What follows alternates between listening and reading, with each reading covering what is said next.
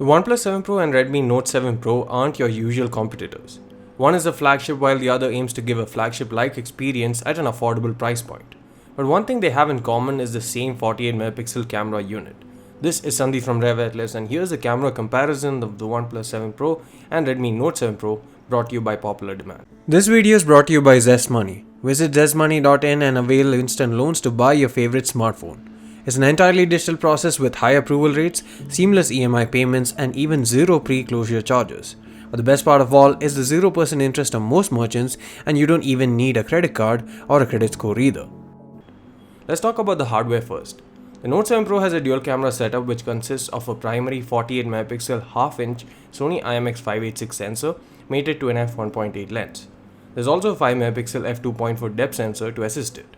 This pales in comparison to a triple camera setup on the OnePlus 7 Pro that has the same primary half-inch 48MP Sony IMX586 sensor, but one that is mated to a brighter f1.6 lens and also gets laser autofocus as well as OIS added on.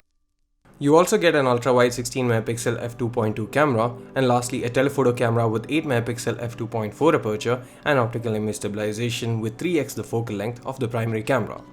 In terms of true versatility, the Note 7 Pro can't match the OnePlus 7 Pro. The wider and narrow focal lengths and field of view given by the ultra-wide angle camera and telephoto cameras can't be beaten using just the single focal length on the Note 7 Pro. But what remains to be seen is how exact same sensor with slightly different aperture and specs can produce very different results with software processing. When you look at the images side by side, the first thing that strikes you is the different approaches that each phone takes even with the same sensor. The Note 7 Pro has a more natural looking color palette with a natural contrast ratio, while the OnePlus opts for boosted saturation and contrast in the same scene. As a result of the extra contrast, some of the finer detail is lost in the shadows on the OnePlus 7 Pro. When you pixel peep the same scene, you can see that the OnePlus does tremendous amount of over sharpening, while not much extra sharpening has been applied to the Note 7 Pro image. In this scene, the over sharpening looks good when you view the photo as a whole, but in some of the images, it takes a toll on the overall look of the photo. In terms of pure detail, the Note 7 Pro captures much more and gives you file sizes that are almost 2 times the size of the OnePlus 7 Pro files. It's just that the over sharpening on the OnePlus 7 Pro gives the impression that the details are higher on that, but that's not really the case. In terms of clicking photos, the OnePlus 7 Pro is definitely faster and instantaneous. The Note 7 Pro also has a fast shutter, but it takes longer to process the photo, especially if you capture it in 48MP resolution. There's no RAW support on the Note 7 Pro camera app by default, but you can capture 48MP JPEGs in auto mode or pro mode, while you can only capture 48MP JPEGs or RAW photos using the pro mode in OnePlus 7 Pro. Focus speeds are also faster on the OnePlus 7 Pro, but it does have a problem when focusing on objects up close, while the Note 7 Pro does take a bit longer but doesn't have a problem when focusing up close. The wider aperture on the OnePlus 7 Pro allows it to click photos with similar exposure using much faster shutter speeds. This coupled with OIS ensures a steady frame at all times. The Note 7 Pro has to go for a slower shutter speed to get the same amount of light in, and it doesn't affect it in well-lit conditions, but when the light drops, the difference is seen. Under low light, the Note 7 Pro shows us the difference that the lack of OIS and a smaller aperture creates, since the photos are more prone to shakes and as a result less sharpness, and the noise reduction being applied drowns out the details as well. However, one place OnePlus gets it wrong is in terms of the white balance, where it renders the scene differently from the actual setting. These shots were taken in a room with yellow light on, but instead the photos show a cooler tone than it actually is. Nightscape mode on OnePlus 7 Pro and night mode on the Note 7 Pro does help to some extent in creating an overall better frame, but at other times it just makes it worse and isn't particularly useful, like Google's night sight or Huawei's night mode. In terms of portrait mode, there's a huge difference between the two, and the Note 7 Pro has a clear lead here. While the OnePlus 7 Pro does create a shallower looking and more perceived feeling of depth thanks to a 3x telephoto camera being used for portraits, it also makes it tougher to frame as you need to get further away from your subject or object.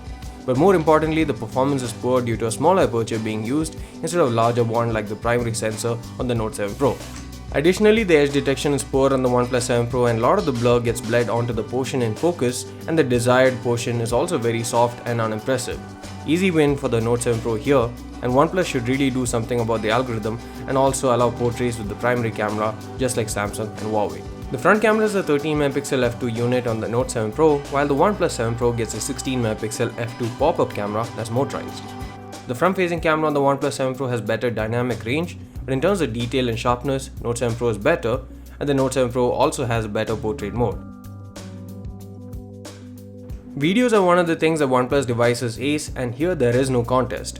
The OnePlus 7 Pro provides up to 4K 30fps with EIS and 4K 60fps with just OIS. The Note 7 Pro can do 4K 30fps without EIS and 1080p 30fps with EIS. There's also a 1080p 60fps mode without EIS, but apart from the resolution and the frame rate, the quality difference is huge, and if you intend on shooting videos or vlogging with your smartphone, the OnePlus 7 Pro is the clear winner.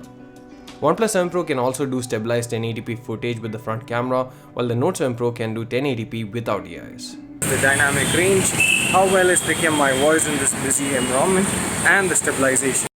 This is a front-facing camera of the Redmi Note 7 Pro capturing 1080p 30fps video. Let me know what you guys think about the overall sharpness, the dynamic range, how well is picking my voice in this busy situation, and also the stabilization as well. The OnePlus 7 Pro can also do 480fps slow motion video at 720p, while the Note 7 Pro maxes out at 120fps.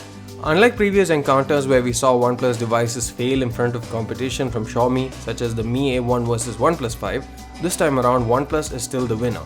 It manages to create better videos always and better photos, except when it comes to portraits. It also has an ultra-wide-angle camera and telephoto camera, which the Note 7 Pro doesn't have.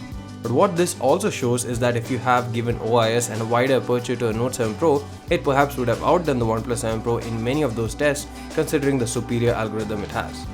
But then again, considering the price, that isn't possible, at least not yet, and credit to Xiaomi for building a smartphone at 1/4 the price that can almost match the competition, at least in terms of photos. Thanks for watching this video. If you liked it, please do hit the subscribe button. See you again in the next. Thanks for watching this video. Make sure you visit zestmoney.in and avail instant loans to purchase your dream products, be it a smartphone, electronics, furniture, and more across Flipkart, Amazon, and more than 100 other partners.